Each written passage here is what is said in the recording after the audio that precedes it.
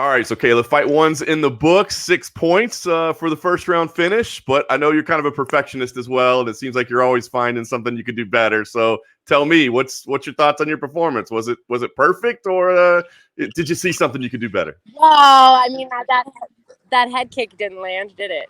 But it's all right. Something for me to work on. I knew you'd find something. I knew you'd find something to get better out of it. Absolutely, of course, always. No doubt. Talk about the situation that you were in, though, right? The bubble. I know it wasn't easy for you. I mean, everybody had to go through it, but how did that impact you? I mean, did that make the entire process more difficult, or were you able to, I don't know, find some kind of focus while you were in there? Or, I mean, was it a positive and negative? I know it is what it is, but how did it impact you? No, I mean, it definitely sucked. I'm not going to like sugarcoat it or lie.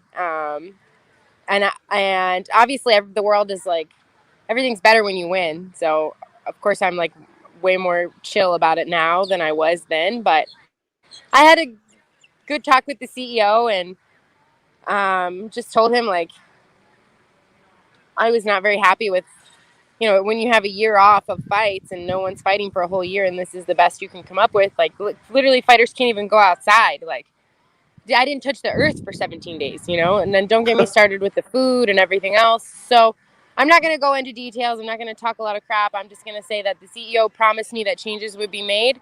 And I sure hope he keeps his word.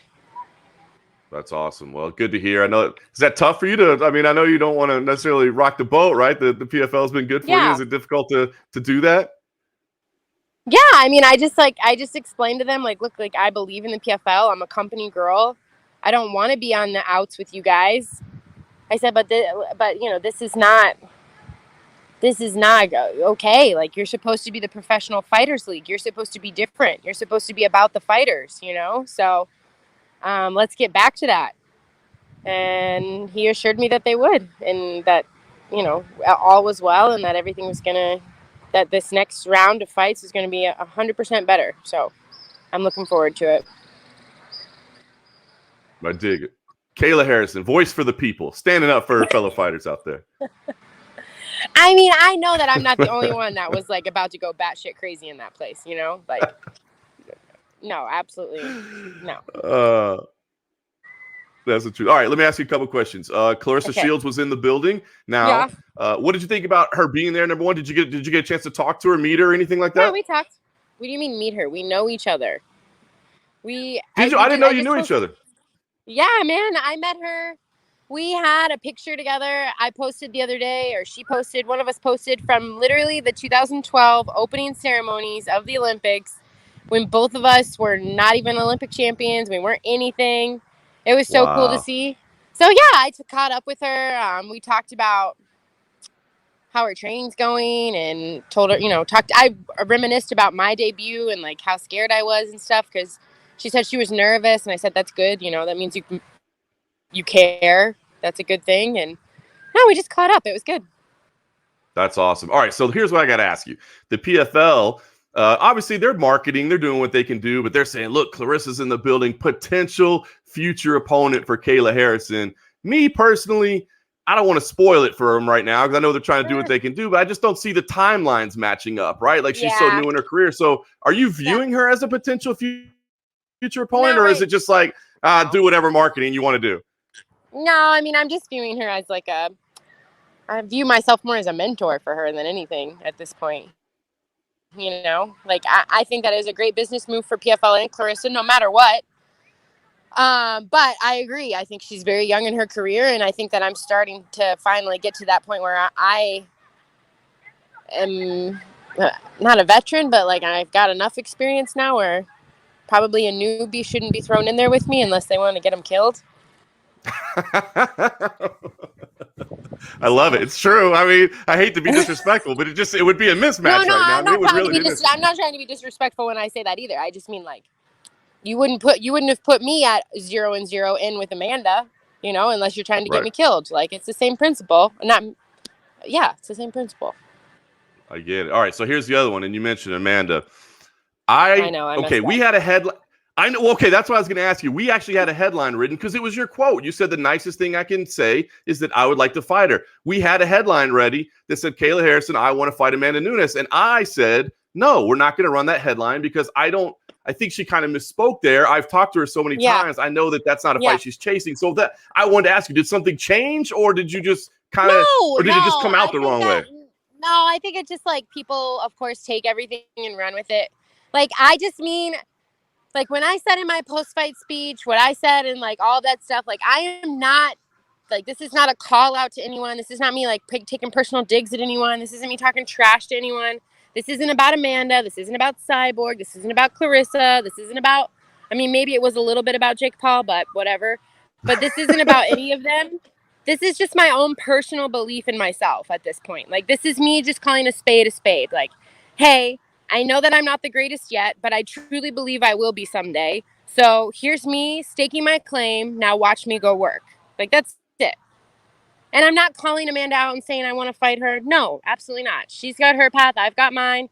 She's the greatest of all time right now. But that's where I want to be someday. Like, that's it. Fair enough. That's what I thought. So I changed the headline because I don't think that's what she meant to say.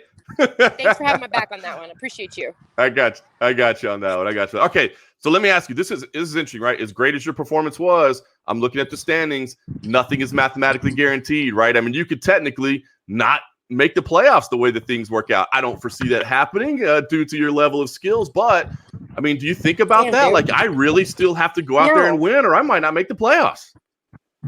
I have to win every fight. Like, let's be real. If I want to be the greatest, if I want to have the legacy that I want to have, like, I can't afford any mess ups. I can't afford any fudge ups. You know, like, I have to go out there and instill my will every fight. I have to win every fight no matter what, but especially if I want to be who I say I want to be. So, no, there's no, like, of course I have to win. Duh. Makes sense. You don't say fudge ups in your normal life, do you? I mean, I do because I have 2 kids, but I was trying to be like a little bit like nicer. I mean, at the gym, do I say fudge ups? No, I do not. No. No, that's awesome. I have a really bad mouth.